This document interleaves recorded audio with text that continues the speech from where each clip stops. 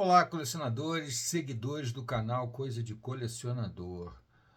Rick Wakeman está voltando ao Brasil. Já esteve aqui uma meia dúzia de vezes ao longo de 50 anos, né?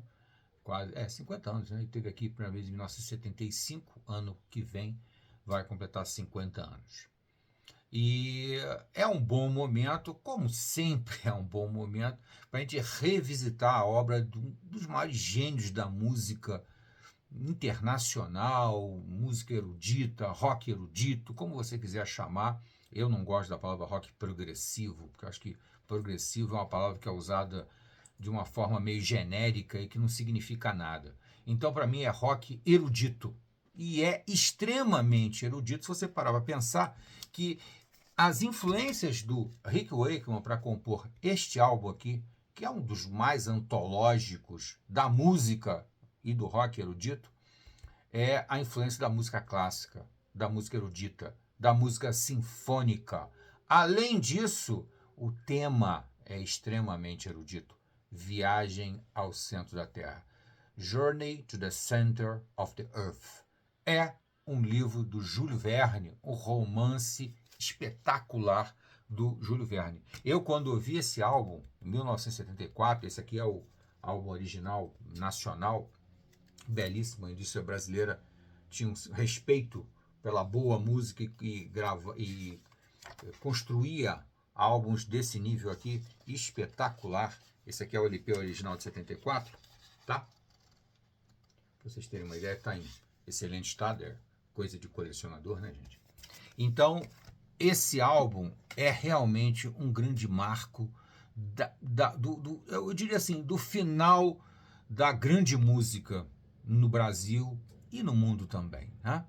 Infelizmente, depois disso, nós entramos num processo de grande decadência musical, de construções musicais elaboradas, com arranjos maravilhosos, com orquestrações fantásticas, grandes composições, e isso aí marca meio que o fim da grande música, né? Eu tenho certeza que mesmo quem hoje em dia está acostumado com essa que chamam de música hoje em dia aí, se tiver a oportunidade de ouvir isso aqui com um pouquinho de boa vontade, com a mente aberta, vai se apaixonar por isso aqui, da mesma maneira que nós, quando ouvimos isso aqui lá nos anos 70, gostávamos de músicas, quando tínhamos a oportunidade de conhecer, logicamente, de Beethoven, de Bach, de Chopin, de Mozart, de Tchaikovsky, Rimsky-Korsakov, Mussorgsky, sei lá, Bela Bartok, meu Deus, uma infinidade, e descobrimos nessa música realmente o prosseguimento, o prolongamento dessa música sensacional, né? Então hoje eu queria aqui, nesse vídeo, eu quero contar um pouquinho dos bastidores da produção desse álbum realmente sensacional do Rick Wakeman, que é o The Journey to the Center of the Earth. Né? Ele tinha, fazendo uma pequena recapitulação, ele começou numa banda chamada Stropes, mas gravou um ano, participou um ano mais ou menos da banda, e logo ele entrou para o Yes, que era uma banda já muito famosa, já conceituada, e com o Yes ele tinha gravado em 1971 o Fragile, né, que é um disco sensacional do Yes. Logo em seguida ele gravou em 72 o Close to the Edge, que também é sensacional. E em 73 ele desenvolveu o primeiro projeto sério, o primeiro projeto competente da vida dele, que é aquele álbum que está ali, ó lá. As Seis Esposas de Henrique VIII, The Six Wives of Henry VIII, the Eight. Né? Muito bem. Com tudo que ele conseguiu juntar de grana todo esse processo anterior, ele sonhou. O cara, quando é um idealista, é uma aula, né, gente? E ele então idealizou que ele ia desenvolver um projeto baseado num romance famoso. Mas ele tinha algumas exigências especiais, que isso é muito legal de saber. Ele pensou em Júlio Verne, ele tinha lido o Viagem ao Centro da Terra e ele pensou em Júlio Verne. E aí ele começou a fazer uma pesquisa, conversar com as pessoas que ele conhecia, músicos e não músicos, falar se conheciam Júlio Verne. E a maioria esmagadora disse: conheço Júlio Verne, sim. Já tinha ouvido falar de Júlio Verne. Júlio Verne já era muito famoso, né? E é um escritor muito famoso, né? Já falecido nessa época, tal. Muito bem. Um grande visionário, né? Talvez o primeiro escritor de ficção científica, né? E aí ele perguntava a seguir: e o Viagem ao Centro da Terra? Aí as pessoas também respondiam: conheço, já ouvi falar, tal. Mas você conhece a história? Aí quase todo mundo dizia: não, eu não conheço a história. E aí ele achou que isso era perfeito. Perfeito para ele. Era exatamente o que ele queria. Ele queria uma coisa que já tivesse fama, que todo mundo conhecesse de ouvir falar, mas que ele pudesse contar a história pela primeira vez. Grande sacada, né? Muito bom, né? O cara é bom, né? E ele, então, releu várias vezes o Viagem ao Centro da Terra e começou a imaginar a música. Ele disse até que é aquela coisa da inspiração, né? Inspiração é um negócio fantástico, é uma coisa que independe da gente, da nossa vontade, né? Tanto é que existe aquele negócio de bloqueio de autor, quando o autor tem um bloqueio e não consegue criar absolutamente nada. E tem épocas que você recebe uma enxurrada de ideias maravilhosas que às vezes você nem consegue executar porque é tanta coisa que você tem. Eu, como um escritor, tenho sempre essa dificuldade, né? As ideias surgem e às vezes elas não conseguem se materializar. Mas o Rick Wakeman disse que ali ele começou a ouvir as vozes e começou a ouvir a música na cabeça dele. Só que quando ele começou a ouvir a música na cabeça dele, a música não cabia numa banda de rock. Não cabia nem numa banda de rock, muito menos num projeto bem mais simples, como foi As Seis Esposas, que além de, apesar de ser grandiloquente, ser fantástico, ser incrível, é uma obra fantástica, mas é uma obra muito menor, que cabe num estúdio, Rick Wakeman ali com seus 10, 12 teclados, uma bateria, um baixo, e nasceu As Seis Esposas de Henrique VIII. Viagens na Terra não era isso. Viagens na Terra era uma coisa que os deuses estavam dando para ele e precisava de uma coisa muito maior, muito mais fantástica.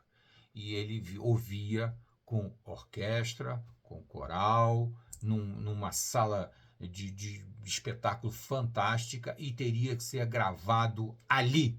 Não poderia ser gravado em estúdio e depois executado ao vivo, que é o que todo mundo faz, né? Não podia. Então você imagina o desafio, né? O desafio foi gigantesco, muito além até das forças do próprio Rick Wakeman. Depois eu vou contar essa história aí com calma. Mas o fato é que ele imaginou tudo isso aí e ele começou a pensar como é que ele poderia chegar nessa coisa gigante, incrível, que era o projeto Viagem ao Centro da Terra. Ele imaginava o Royal... Ai, meu Deus, agora esqueci o nome da sala. O Royal, acho que não era o Royal Albert Hall, era uma outra sala de espetáculo gigantesca. Imaginava o maior coral da Inglaterra e a Orquestra Sinfônica de Londres, com a regência do maestro que já conduzia a orquestra na época. Isso aí eu tenho que lembrar sempre. É 1974, gente. É uma loucura isso aí. Era uma época em que praticamente se trabalhava para gravar, para fazer algum tipo de música com pedra lascada e barro fofo, porque era tudo muito precário, era muito brabo. E ele imaginou isso aí, nesse tamanho gigante, além de uma banda de rock, além de um narrador, que ele queria, inclusive, o ator Richard Harris, que era um ator já muito famoso na Grã-Bretanha, inclusive internacionalmente também. Ele tinha uma voz muito emblemática, muito forte, e o Rick Wakeman queria ele para isso. Então o Rick Wakeman disse que o caminho para isso, ele imaginou logo que seria, primeira coisa era contatar o maestro, o David Measham, que era o maestro da Orquestra Sinfônica de Londres. Então ele ligou para o maestro, ele conhecia o maestro, porque eles já tinham feito uma pequena produção de televisão com o produtor dele e com um orquestrador, um maestro orquestrador também, que já eram conhecidos. Então ele fez essa ponte, O maestro demorou a procurar por ele alguns dias, tal, mas aí finalmente houve o encontro dos dois e o maestro ouviu apenas um rascunho, uma coisa assim muito rudimentar que o Rick Wakeman tinha gravado, com 3 tecladinhos. Ele gravou alguns trechos do Viagem na Terra e apresentou ao maestro. O maestro ouviu em silêncio e quando terminou, ele disse para o Rick Wakeman: eu estou dentro, eu quero participar disso aí. Só que isso aí vai dar muito trabalho, não vai ser nada fácil.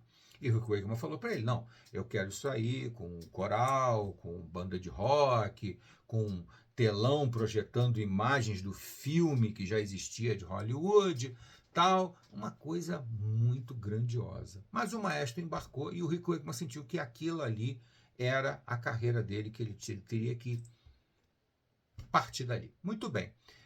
Conseguindo o apoio do maestro, ainda muito pequenininho, mas muito importante, ele foi procurar o Brian Lane, que era o produtor dele na época, tinha ajudado ele a produzir As 6 Esposas de Henrique VIII. O Brian Lane ouviu, né, assim, resumidamente, falou: olha, eu quero gravar um álbum temático, um álbum conceitual, baseado no livro do Júlio Verne, Viagem ao Centro da Terra. O Brian Lane disse: ótimo, quando é que você vai para o estúdio e começa a gravar? Ele falou: não, não é bem isso, não tem estúdio. Eu quero gravar isso ao vivo. Eu quero que você contrate a sala de espetáculo, a mais grandiosa de Londres. Eu quero que você contrate a Orquestra Sinfônica de Londres. Eu quero o coral e quero, com mais de 60 vozes, orquestra com mais de 60 elementos e o maestro, além do Richard Harris para fazer a narrativa. Sinceramente, o produtor sentou, encostou na cadeira e pediu um uísque. Porque aquilo era uma coisa muito doida, muito louca, ainda mais para 1974. E se você for fazer um retrospecto dos grandes shows, dos shows apoteóticos que foram feitos pelas grandes bandas de rock, pouquíssimos se compara à grandiosidade de Viagem ao Centro da Terra em 1974, 50 anos atrás. Meio século. É uma loucura, né, gente? E aí o Brian Lane não respondeu nada imediatamente, ficou de pensar no assunto, e o Rick Wakeman foi pensar na banda, porque ele não tinha uma banda para tocar. Aí automaticamente ele pensou primeiro, logicamente, nos músicos do Yes que ajudaram ele nas 6 Esposas de Henrique VIII. Mas essa ideia incomodava ele, porque poderia parecer um projeto da banda, do Yes, e isso aí não agradava muito a ele. Além do que os músicos também não estavam disponíveis, né, todos juntos, com a mesma data, aquela coisa toda que a vida de músico sempre é muito difícil, ainda mais naquela época. E o Yes era uma banda que excursionava, né, já o mundo todo, já era muito famosa. Então ele foi pensar o que ele ia fazer. Ele fazia umas jam sessions nos pubs lá de Londres, né? E num pub ele fazia muito tal. Aí ele pensou, acho que era Variant Trooper, se eu não me engano o nome do pub. E ele então foi procurar lá e achou aqueles músicos que já tocavam com ele há muito tempo. Ele descobriu que eles tinham talento e capacidade para fazer o que ele queria. E ele não perderia o controle do projeto, que é uma coisa muito importante. A gente sabe muito bem que algumas produções acabam fracassando, porque você começa a atrair muita gente poderosa, muita gente que tem força, tem presença, tem nome, tem dinheiro, e acaba dominando o teu projeto. Isso aí o Rick Wakeman não queria. Então ele contratou essa gente aí. O Ashley Holt, o Newell, meu Deus, Pickford, Hopkins, nomes desconhecidos que formaram o famoso English Rock Ensemble. Né? Com a banda formada, ele voltou ao Brian Lane e o Brian Lane já estava lá começando a acreditar no projeto e já querendo atrair nomes famosos da época, vocalistas, instrumentistas e tal. E aí ele falou: não. Rick Wakeman falou: não, são esses aqui. Aí o Brian Lane novamente caiu sentado na cadeira e pediu outro uísque, porque não dava. Aqueles músicos não tinham experiência nenhuma, nunca tinham sequer ouvido uma orquestra sinfônica, ou muito menos tocado como uma orquestra sinfônica. Então realmente era um tiro no pé, aquilo aí não tinha a menor chance de dar certo. E aí o Rick Wakeman continuou tentando fazer o convencimento dele, né? E aí, finalmente, ele conseguiu tudo o que ele queria. Ele conseguiu o local, ele conseguiu o coral, ele conseguiu a orquestra e ele conseguiu a banda. E aí começaram os ensaios. Mas o problema estava apenas começando, na verdade. Porque primeiro tinha o custo. O custo era altíssimo, altíssimo, absurdo. Para mais de 1 milhão hoje em dia, provavelmente, de libras, né? 1 milhão de libras. Uma coisa maluca. E ele começou, embarcou, compôs. Aí ele chamou para fazer as orquestrações o cara que tinha trabalhado com ele como maestro, o mesmo maestro que já tinha trabalhado com ele. E chegou para o maestro e disse assim: olha, eu preciso disso aqui para fazer. O maestro falou: tudo bem, mas isso leva uns 2 ou 3 meses. Ele falou: eu preciso para sexta-feira, a próxima sexta-feira. Aí contrataram um outro orquestrador e trabalharam junto nos arranjos e na orquestração, propriamente dita, do Viagem ao Centro da Terra. Né? E realmente a coisa funcionou. Mas os problemas não paravam por aí, é claro que não. Quando chegou próximo à data da gravação, o Rick Wakeman estava num processo de estresse muito forte, mas muito forte mesmo. Ele estava muito debilitado, porque ele se dedicou de corpo e alma àquilo. Ele ensaiava dia e noite, né? E frequentemente com toda aquele bando de pessoas, né? Mais ou menos se calcula que no momento do show tinham mais de 150 pessoas no palco. No palco tinham 150 pessoas. Eram a banda, o coral, a orquestra, o próprio Rick Wakeman, o maestro. Meu Deus, uma loucura, né? Uma loucura. E aquilo era sempre pensado, que era muito exaustivo. O Rick Wakeman começou a ficar muito debilitado, pegou uma série de viroses. Os jornalistas que acompanharam a produção testemunharam isso, disseram que realmente ele estava muito debilitado. E conforme foi se aproximando do show, a coisa só piorou na saúde do Rick Wakeman. Os próprios músicos também presenciaram isso, o pessoal da orquestra também presenciou isso, e também todos sofreram muito com esse processo de ensaios, né? Porque os ensaios eram extenuantes. E imagina, né? Coordenar essa coisa toda, o maestro também, uma loucura, né? E o maestro era o grande maestro do show, não era o maestro da orquestra, era o maestro do show, né? Do coral, da banda, do Rick Wakeman, etc. Ele coordenava tudo aquilo ali. Loucura, né? Então, o que acontece?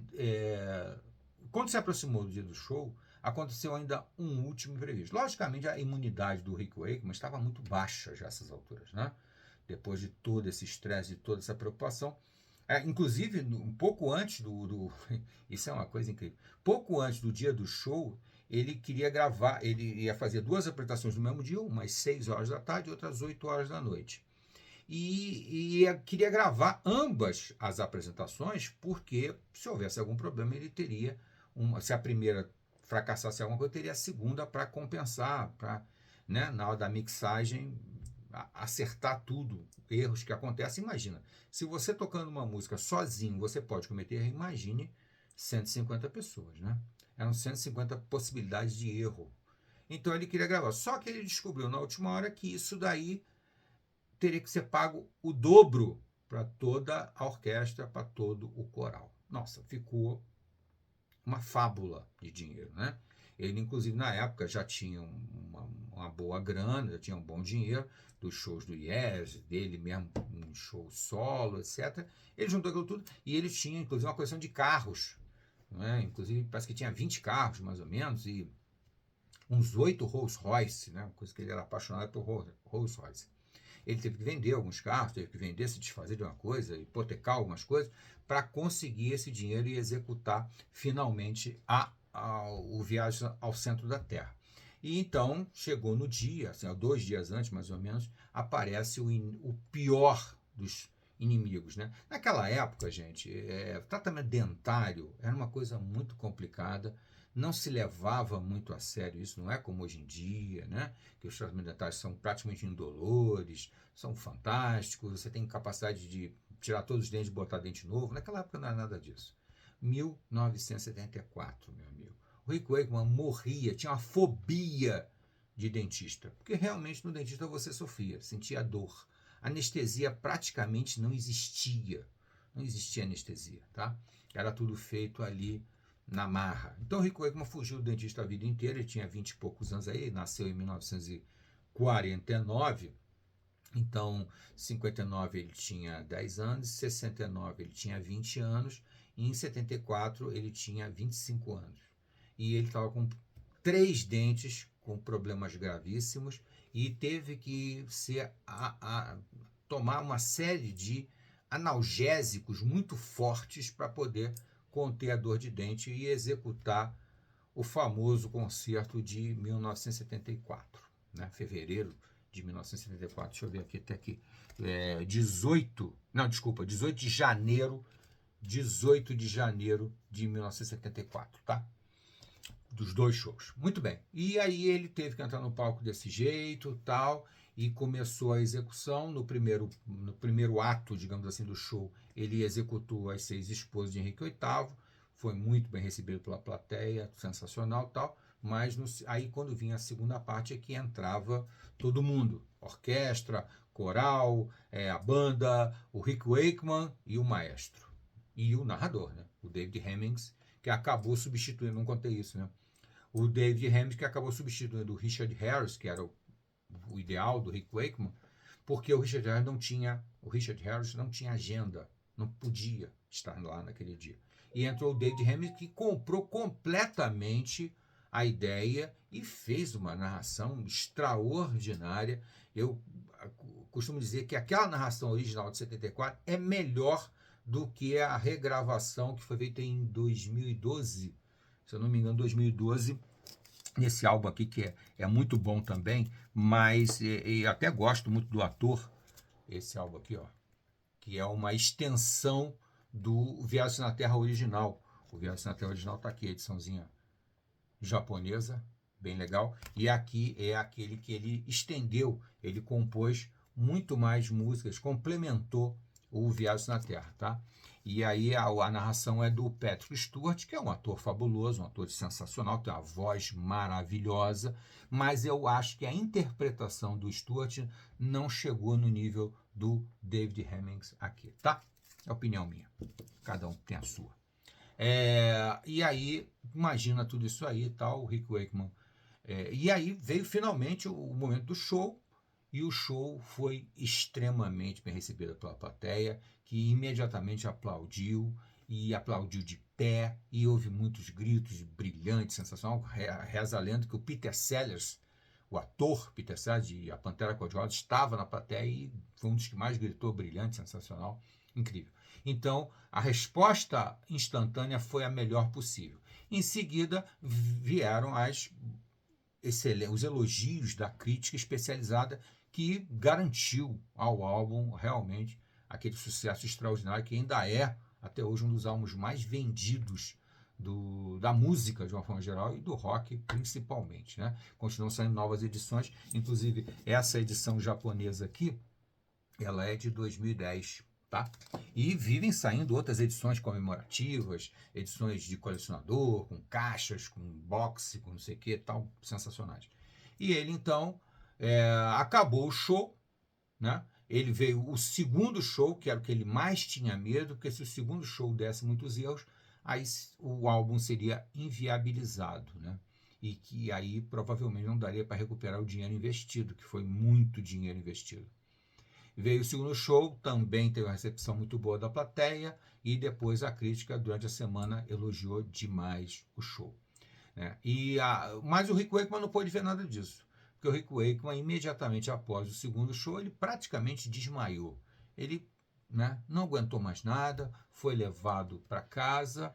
Ele morava numa casa, numa fazenda, né, um pouco afastada, e lá ele ficou em repouso durante uma semana, um bom tempo, tá? Até ele estar bem recuperado daquilo tudo, tá? Mas nesse meio tempo, aliás, tem um detalhe interessante que eu não contei aqui, que eu pulei.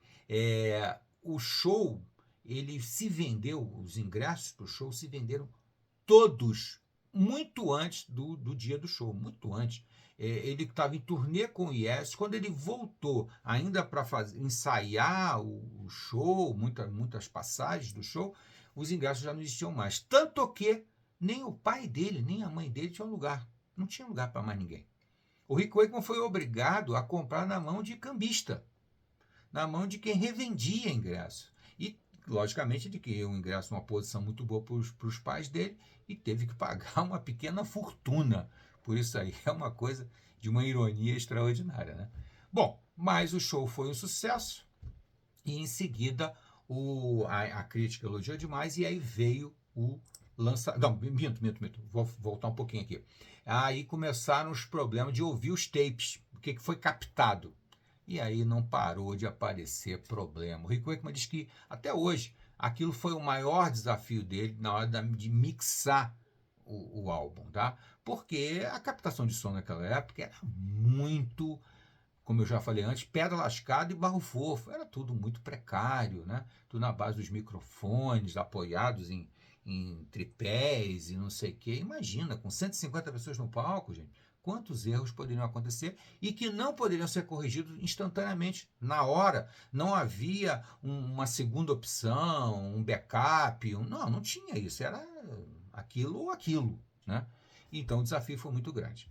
E quando foram ver os tapes, os erros apareceram demais. Inclusive, vocais faltaram, captação de vocais, faltou captação de bateria, faltou captação de parte do coral.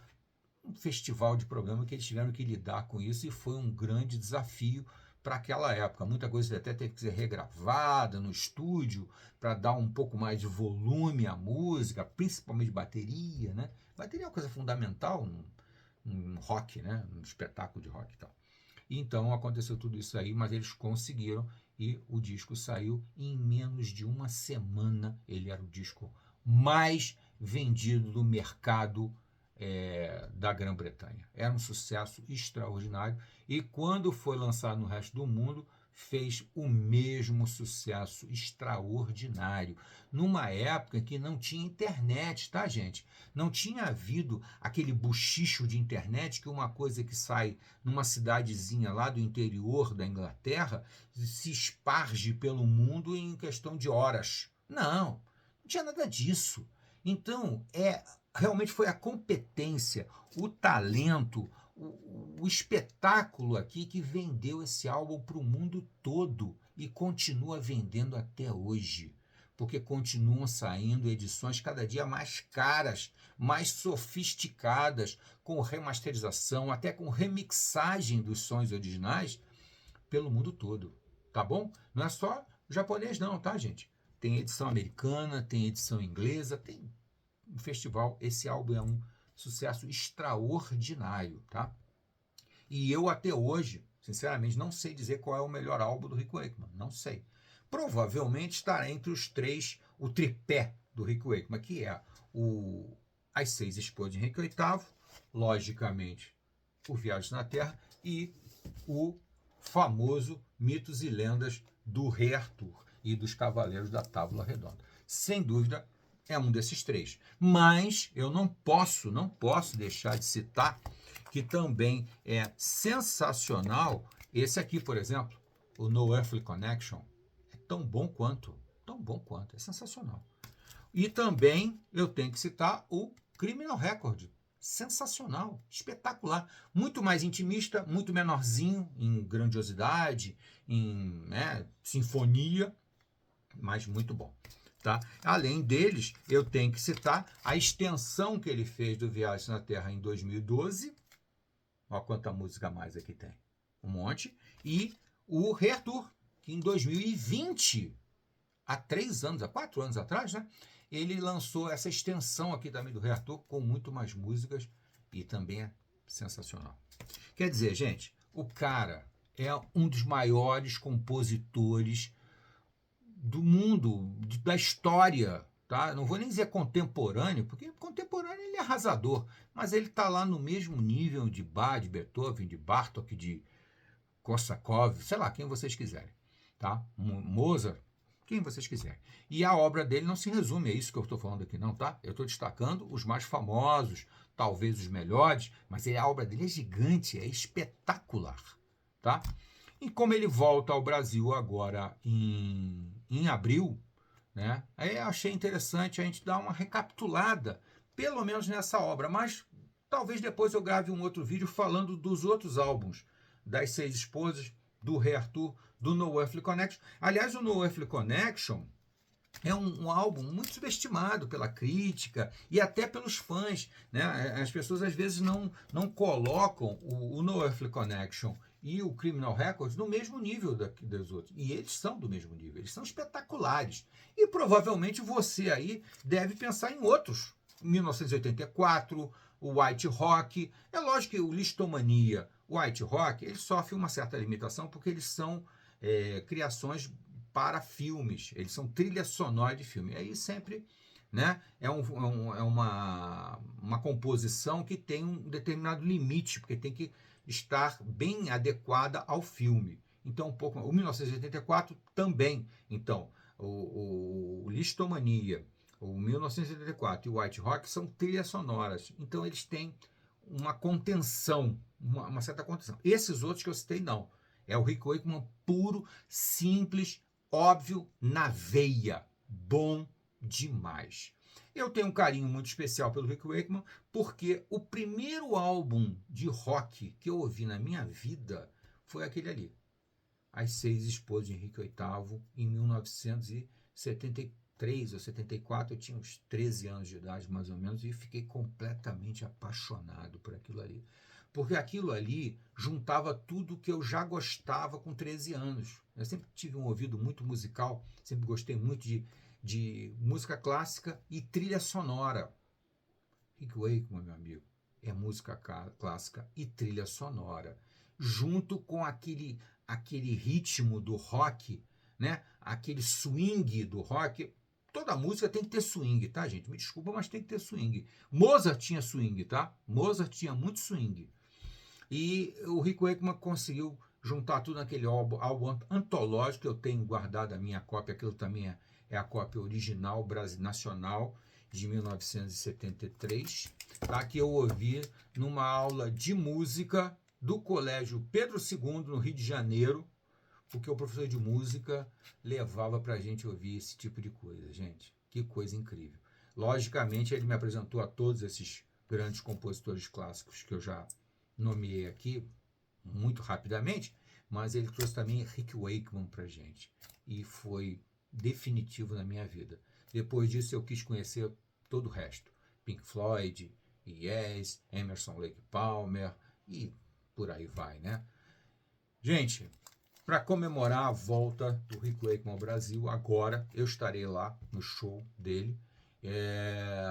É muito bom revisitar isso aqui e passar um pouquinho da minha experiência com o Rick Wakeman e o que eu sei um pouquinho dos bastidores dos álbuns dele. Tá bom, gente? Até a próxima.